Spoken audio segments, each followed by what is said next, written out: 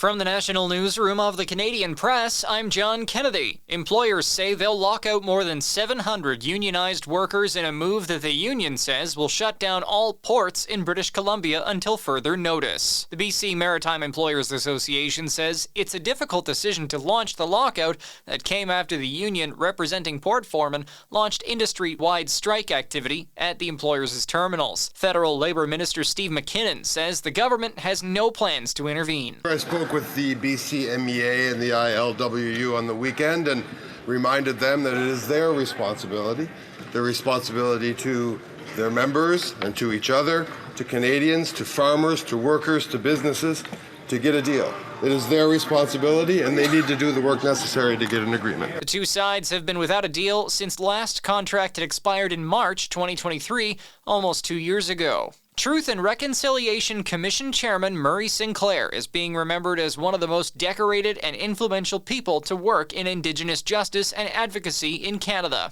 The former judge and senator died in Winnipeg at the age of 73, with tributes pouring in from across the country. Prime Minister Justin Trudeau says Sinclair always challenged Canada to confront the darkest parts of our history because he believed we would learn from them and be better for it.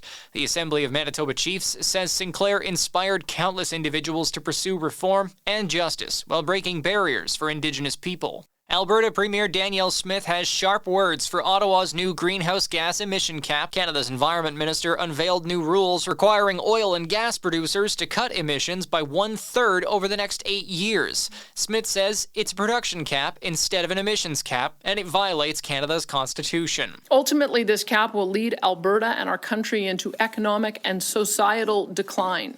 And once again, Prime Minister Justin Trudeau is putting reckless policy ahead of the needs and concerns of everyday Canadians. Smith says she'll challenge the cap in court as soon as possible. India's Prime Minister Narendra Modi is condemning the violent scuffle that erupted outside of a Hindu temple northwest of Toronto. The incident broke out in Brampton, Ontario, following visits from Indian consular officials, with police arresting 3 people. Modi says he expects the Canadian government to ensure justice in the case. As Donald Trump's presidential campaign comes to a close tomorrow, both he and Kamala Harris are racing to the finish line with final day rallies.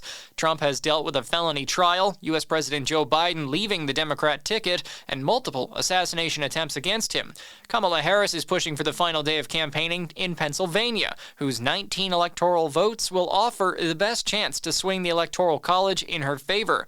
Trump rallies in North Carolina, Pennsylvania, and Michigan today to try and shore up his grip on undecided voters. This is the Canadian Press.